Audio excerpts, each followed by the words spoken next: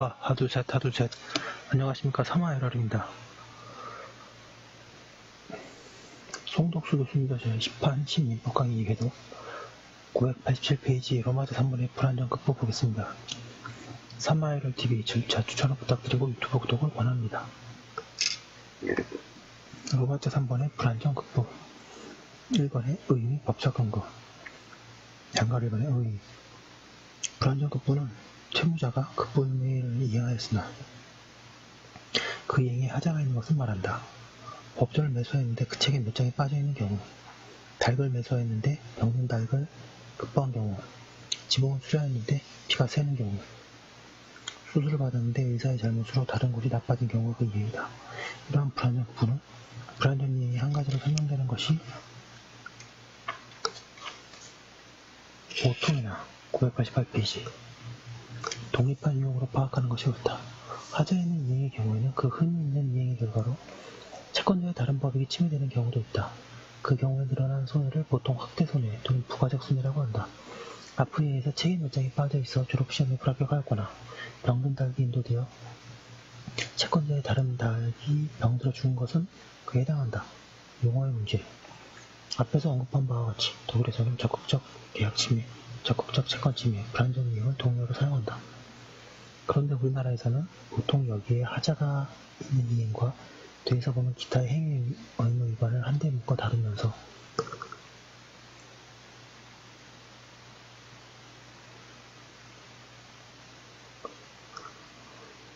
그것을 불안정 이행이라고 표현한다. 그런데 그때 적극적 채권 침해의 용어는 불안정 이행이라는 용어와 동의어로 사용하는가 하면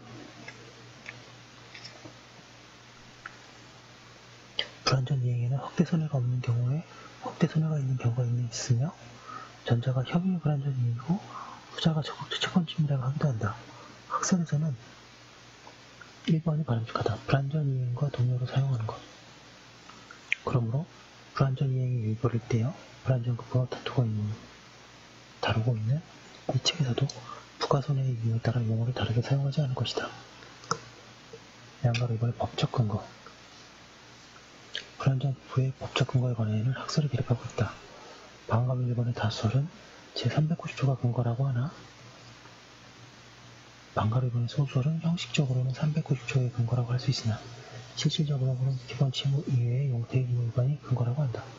이 견해에는 민법은 기본적으로 채무 불이행의 모습으로 이행지체, 이행분용의 두 가지를 예정하고 이행이 불안전한 경우는 화자담보 책임으로서 해결하자는 것이라는 견지에 있다. 사규으로는 불충분하긴 하지만 제390조는 포괄적 규정으로서 모든 채무 불이행의 원천이라고 보아야 한다. 따라서 불안정 극복도 390조에 의하여 하나의 채무 불이행으로 인정된다고 할 것이다. 이번에 불안정 극복의 요건. 양가 1번에 이행행위가 있을 것. 불안정 극복가 되려면 극복 의무의 이행행위가 있어야 한다.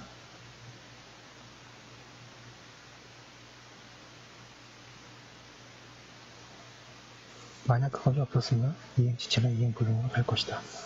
일단 이행한 극보는 주는 극보에 하나지 않으며 하는 극보라도 무방하다. 위에서 든 이해 중 지붕 수리나 수술의 경우는 후자에 해당한다. 양가로 이번에 이행에 하자가 있을 것.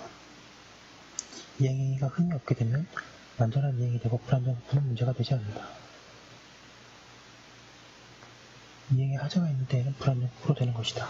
불안정 극보의 모습은 주는 채무와 하는 채무에 따라 다르다. 방금 1번의 주는 채무의 경우 주는 채무에 있어서 불안정 극보는 인도된 물건에 하자가 있는 때에 많이 문제된다. 989페이지 인도된 말이나 병든 닭이 들어있거나 구입한 책에 몇 장이 빠져있는 경우가 같다. 우리 판례에 나타난 예로는 매수한 채소 종자 중에 30%만 발효된 경우에 감자 종자가 입말병에 감염된 경우, 수입한 면제품 셔츠가 세탁감이 심하게 줄어드는 등의 하자가 있는 경우에 공기정화구에 하자가 있는 경우 등이 있다. 이와 같이 인도된 물건은 특정 물일 수도 있고 불특정 물일 수도 있다. 그리고 어떤 경우이든 일단 하자담보 책임이 문제된다. 즉 매매에서는 원칙적으로 매도인이 하자담보 책임을 지며 증여된 경우에는 예외적으로만 책임을 진다. 이 하자담보 책임에 있어서 하자는 특정물 채권에 있어서 채권 성립 시에 종류 채권에 있어서 특정물이 존재하여야 한다. 그러면 이와 같은 문제적 물건에 하자가 있는 경우에는 채무자는 하자담보 책임만 지는가? 여기에 관해서 불안정 부책임이 보충적인 성격을 일단은 견지해서 확대 손해가 생기지 않는 때에는 하자담보 책임만 인정되고 확대 손해가 생길 때에는 불안정 급부가 인정된다는 견해가 있을 수 있다. 그러나 하자담보 책임은 무과실책임이고 거기에서의 손해배상 범위는 실내이익이라는 점을 비춰볼 때 그에 관한 규정은 종합적인 것이 아니라고 보아야 한다. 그리하여 하자가 채무자의 유책사유에 의하여 발생한 때에는 확대 손해가 없는 때에도 제390조에 의하여 불안정 급부 책임을 물을 수 있다고 하여야 한다. 일부 견해는 석탄을 인도하여야 하는데 쌀을 인도한 경우와 같이 본래의 급부와 전혀 다른 급부를 한 경우에도 불안정 이행으로 다룰 것이라고 한다. 그러나 그러한 경우에는 이행이 없었다고 보는 것이 옳다. 반가로 이번에 하는 채무의 경우 하는 채무에 있어서도 불안정 급부가 생길 수 있다. 그런데 그 모습에서 하는 채무의 성질상 두 가지가 있다. 하나는 하는 채무의 성질이 일정한 결과의 실현을 목적으로 하는 경우에 채무자가 하자에 있는 결과를 발생시킬 때 생긴다. 임차인이 임차물을 손상한 경우에 수취인이 목적물을 훼손한 경우에 운송인이 운송 방법이 부적당하여 화물이 손상되거나 여객이 다친 경우 수급인이 완성한 일에 힘이 있는 경우가 그 예이다. 다른 하나는 일정한 결과를 실현시킬 필요가 없고 그러한 결과를 위하여 최선을 다해야 하는 경우에 그 노력을 다하지 않은 때에 생긴다. 의사가 처방이나 수술을 잘못하였거나 변호사가 법률자문을 잘못한 경우가 그 예이다.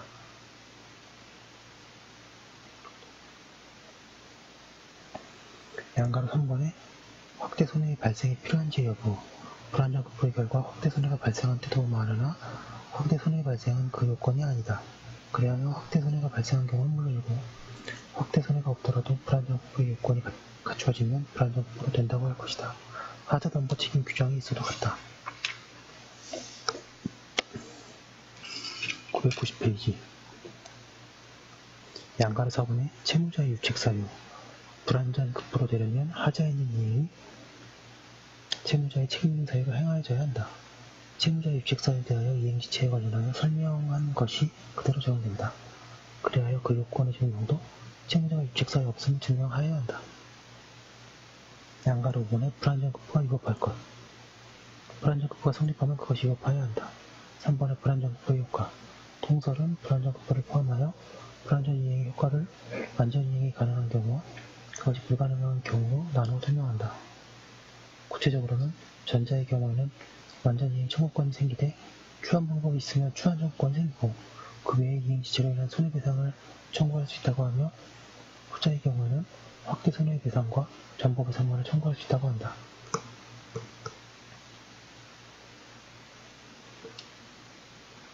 그리고 그 밖에 완전 이행이 가능한지 여부에 따라 이행지체와 이행불능에 준하여 계약해제권을 인정한다. 판례도 같다.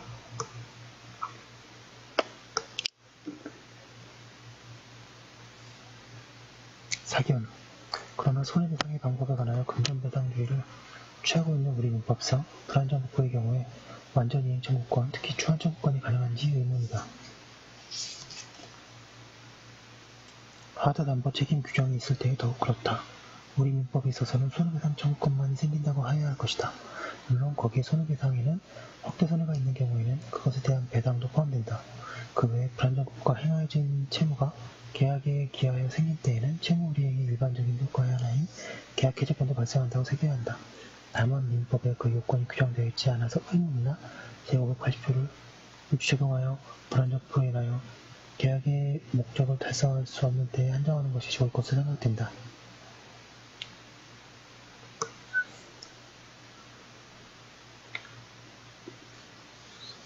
일부 견해는 불완전 이행의 경우에 완전 이행 청구권, 추한 청구권, 손해배상 청구권, 계약 해제권은 모두 신심상 상당한 기간이 지나면 소멸한다고 한다. 판례 보겠습니다. 의사가 선량한 관리자의 주요 임무를 다하지 아니한 탓으로 오히려 환자의 신체 기능이 회복 불가능하게 손상되었고 또 손상 이후에 그 후유 증세의 치유 또는 더 이상의 악화를 방지하는 정도의 치료만 계속되어 온 것뿐이라면 의사의 치료 행위는 진료 채무의 본래 내용에 쫓은 이행을 하지 991페이지 아니한 것이거나 손해 전보일환으로 행하여진 것에 불과하여 병원 측으로는 환자에 대하여 그 수술비와 치료비의 지급을 청구할 수 없다. 그리고 이는 손해의 발생이나 때에 피해자 측의 규칙 사유가 없음에도 공평의 원칙상 피해자의 체질적 소임이나 질병과 수술 등 치료의 위험도 등을 고려하여 의사의 손해배상 책임을 제한하는 경우에도 마찬가지이다.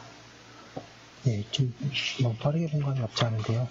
불안정한 것도 의의 위주로 보시면 좋습니다. 여기까지 한 걸 듣고 잠깐 쉬었다가 계속 이어서 하도록 하겠습니다.